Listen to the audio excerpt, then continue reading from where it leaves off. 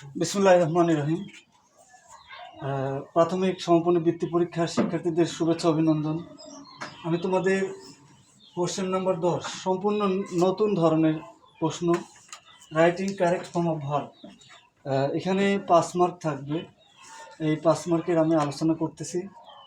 আমরা যদি এরকম ABCDE এরকম 5টা নিয়ম, আরও কিছু নিয়ম চর্চা করতে পারি, তাহলে পরীক্ষায় অবশ্যই কমন পড়বে। তাহলে writing correct form of verb, তাহলে ভার্ব কাকে বলে? কোনো কিছু করা, হওয়া, যাওয়া, খাওয়া প্রভৃতিকে ভার্ব বলে। আচ্ছা, verb is action word and non action word. যেমন প্লে, PLAY, প্লে মানে কি? খেলা করা। প্লে মানে খেলা করা, খেলা করা। তাহলে প্লে মানে খেলা করা।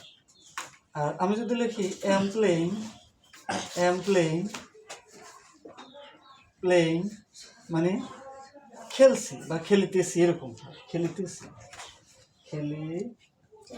বা খেলছি, এরকম।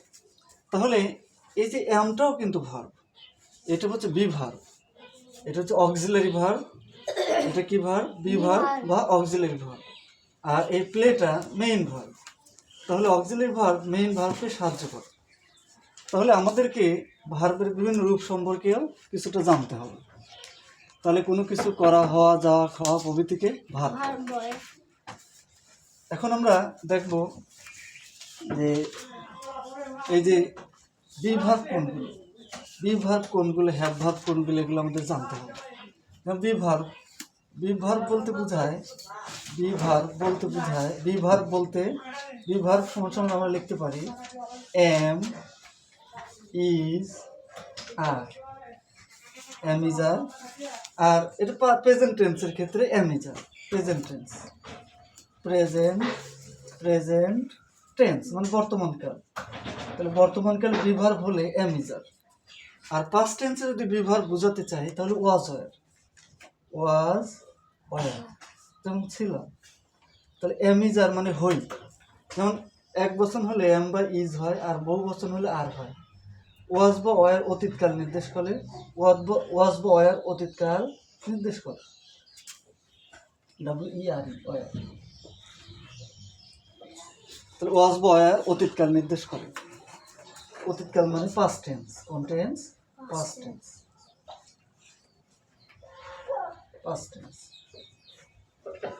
তাহলে এম ইজ আর হচ্ছে প্রেজেন্ট টেন্স, বর্তমানকাল নির্দেশ করে, আর ওয়াজ আর পাস্ট টেন্স অতীতকাল নির্দেশ করে। যেমন আমরা দ্য ইয়াং ম্যান, যুবক লোকটি, ইজ, এই যদি আমরা ইজ দেখতে পাই তাহলে পরবর্তী ভার্বের সাথে অবশ্যই আইএনজি যুক্ত করতে হবে।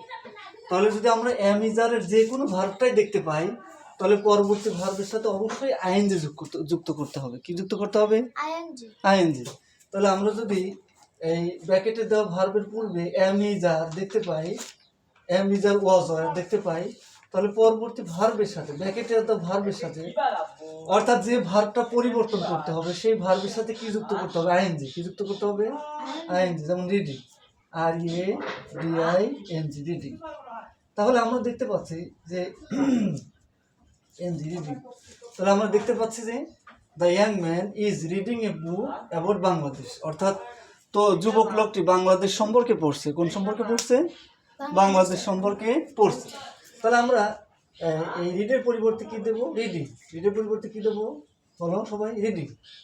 তাই রিডের পরিবর্তে আমরা দেবো রিডিং, READING, রিডিং।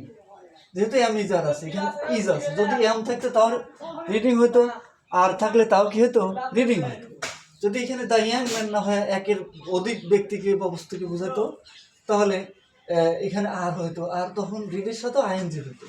তাহলে এক বচন বোঝালে এম আর ইজ হয়, আর বহু বচন বোঝালে আর হয়। তাহলে দ্য ইয়াং ম্যান, যুবক লোকটি, ইজ রিডিং, পড়ছে, এ বুক অ্যাবাউট বাংলাদেশ, একটি বই বাংলাদেশ সম্পর্কে। অর্থাৎ যুবক লোকটি বাংলাদেশ সম্পর্কে বই পড়িতেছে বা পড়ছে। সাধু ভাষায় পড়িতেছে আর চলিত ভাষায় পড়ছে, একই কথা। অর্থাৎ বাংলাদেশ সম্পর্কে সে একটা বই পড়ছে। তাহলে am is are, was were, যাকে বলে বি ভার্ব। তাহলে বি ভার্ব 5টা, am is are, was were. আমরা যদি এই ব্র্যাকেটের ভার্বের আগে am is are, was were দেখতে পাই তাহলে অবশ্যই পরবর্তী ভার্বের সাথে আইএনজি যুক্ত করতে হবে। তাহলে এটার পরিবর্তিত রূপ হবে রিডিং। কি হবে? রিডিং। তাহলে আমরা শুধু সঠিক উত্তরটাই খাতায় লিখবো, রিডিং হবে। হ্যাঁ, আচ্ছা, তাহলে রিড ভার্ব চেঞ্জ হয়ে কি হয়ে গেল? রিডিং। তাহলে রিড ভার্ব চেঞ্জ হয়ে কি গেল? রিডিং। আচ্ছা, এরপরে Saikat. Saikat dash dash be a student. এখানে বি ভার্ব, তাহলে বি ভার্ব দিতে হবে। এরকম ব্র্যাকেটে যদি আমরা বি দেখতে পাই তাহলে আমরা বুঝবো এখানে বি ভার্ব দিতে হবে। কি দিতে হবে? Be verb.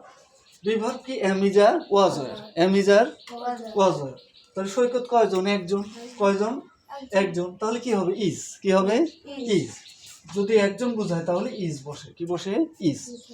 যেমন সৈকত ইজ এ স্টুডেন্ট, মানে সৈকত একজন শিক্ষার্থী, বা সৈকত হয় একজন শিক্ষার্থী।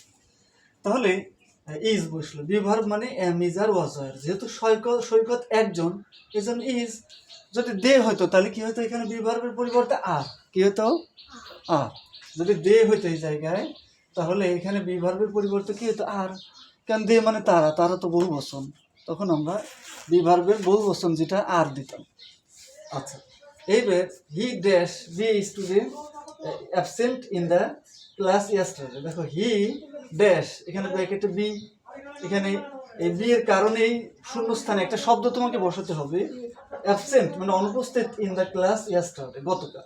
ইয়েস্টারডে মানে গতকাল সে ক্লাসে অনুপস্থিত কি থাকে না ছিল? বলো তো দেখি, গতকাল সে ক্লাসে অনুপস্থিত ছিল না। ও গতকাল সে ক্লাসে অনুপস্থিত ছিল হবে। কি হবে? ছিল। গতকাল সে ক্লাসে অনুপস্থিত থাকে এটা কিন্তু হয় না। যেমন আমরা যদি বলি যে রিক্সাওয়ালাকে যদি আমরা বলি, এই রিক্সা আমি নিউ মার্কেট যাব, তাহলে রিক্সাওয়ালা নিয়ে যাবে। তুমি যদি বলো আমি নিউ মার্কেট গিয়েছিলাম, তাহলে রিক্সাওয়ালা ভাববে যে আমি গল্প, মানে আমাকে হয়তো গল্প শোনাবে, তাই না? আর যদি তুমি চিন্তা করো, বলো যে আমি নিউ মার্কেট যাই, তাহলে কিন্তু রিক্সাওয়ালা বুঝবে না। তাহলে রিক্সাওয়ালাকে বলতে হবে আমি নিউ মার্কেট যাব, আমি নিউ মার্কেট যাব। ঠিক একইভাবে দেখে ইয়েস্টারডে মানে গতকাল, তাহলে গতকাল আমি উপস্থিত ছিল না ছিলাম? ছিলাম। গতকাল কি ছিল হয়? ছিলাম। গতকাল কি ছিলাম। তাহলে গতকাল ক্লাসে আমি উপস্থিত ছিলাম।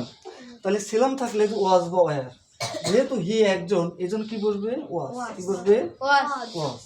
তাহলে হি ওয়াজ। তাহলে আমরা বুঝতে পারলাম যে অতীতকাল যদি একজনকে নির্দেশ করে তাহলে ওয়াজ বসে, আর অতীতকালে যদি একের অধিক, যেমন এখানে যদি দে থাকতো, টিএসি ওয়াই দে থাকতো, তারপর বি ভার্ব থাকতো, তখন আমরা ওয়ার দিতাম। কি দিতাম? ওয়ার। তাহলে এই বাক্যটার অর্থ কি দাঁড়ালো? He was be absent in the class yesterday. তার মানে এখানে যেটা দাঁড়ালে গতকাল সে ক্লাসে অনুপস্থিত ছিল। হ্যাঁ, তাই তো, সে গতকাল ক্লাসে কি অনুপস্থিত ছিল। এই যে ইয়েস্টারডে অতীতকাল নির্দেশক শব্দ।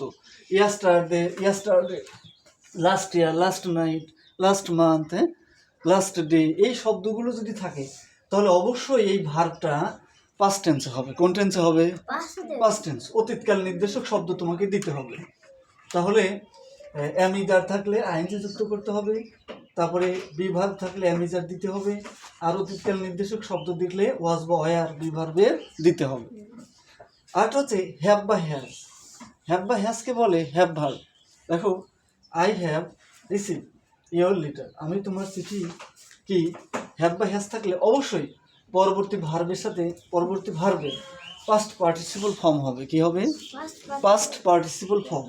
আবারও ব্র্যাকেটে দেওয়া ভার্বের আগে যদি অথবা শূন্যস্থানের আগে যদি হ্যাভ বা হ্যাজ থাকে তাহলে পরবর্তী ভার্বের সাথে অবশ্যই পাস্ট পার্টিসিপল করতে হবে। পরবর্তী ভার্বকে পরিবর্তিত করে পাস্ট পার্টিসিপল করতে হবে। আবারও বলি, যদি হ্যাভ বা হ্যাজ থাকে পরবর্তী ভার্বের সাথে ইডি যুক্ত হবে। কি যুক্ত হবে? ইডি। যেমন রিসিভ, রিসিভড, রিসিভড। তাহলে রিসিভের পাস্ট পার্টিসিপল ফর্ম রিসিভড। তাহলে আর ই CEIVED, রিসিভড। আচ্ছা, এইবার আমরা নতুন একটা নিয়ম শিখবো, সেটা হচ্ছে শ্যাল বা উইল।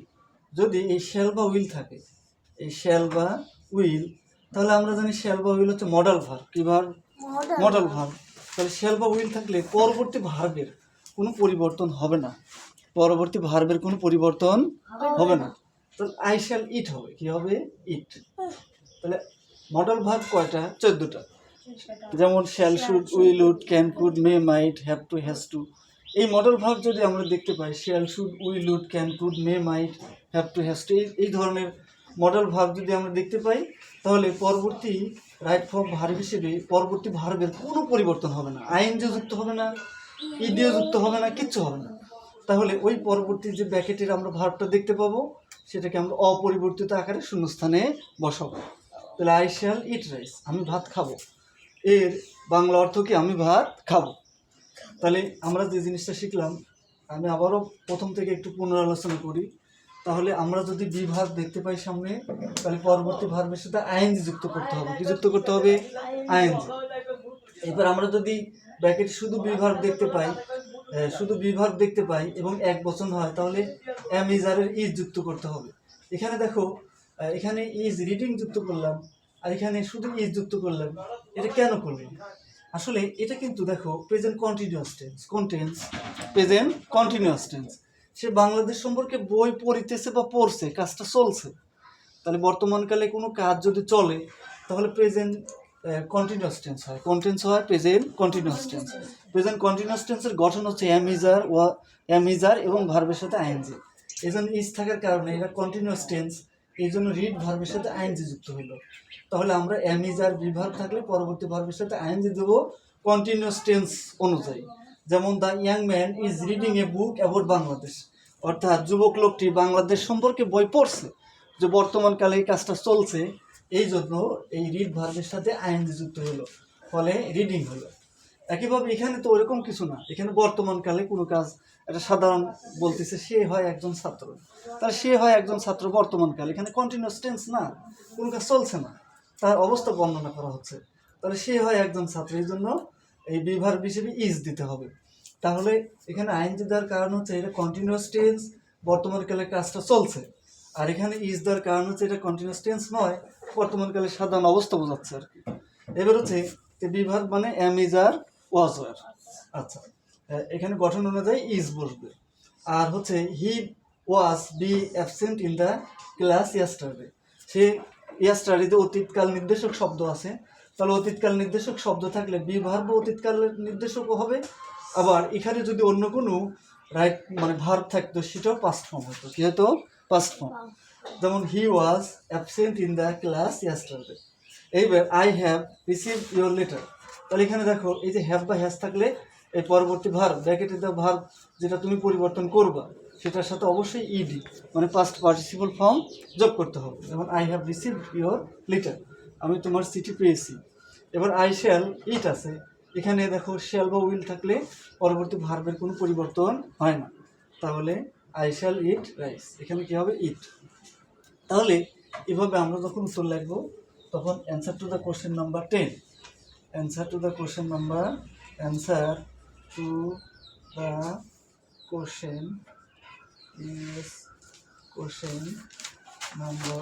10 লিখে আমরা এ দিয়ে শুধু অ্যান্সারটা লিখবো। এ কী হলো? শুধু রিডিং হলো, এই শূন্যস্থানে কী বসবে? READING, reading. আবার বি এর জন্য আসলো শুধু ইজ, এটা তুলবো। সি এর জন্য আসলো কি? This was. এবার ডি এর জন্য কি? Received, RECEIVED, received. আর ই এর জন্য কি? ইট। এভাবে আমি লিখব। সবাইকে ধন্যবাদ। আমরা এভাবে প্রস্তুতি নিলেই ইনশাল্লাহ শতভাগ রাইট ফর্ম ভার্বের ভালো করতে পারবো। সবাইকে ধন্যবাদ।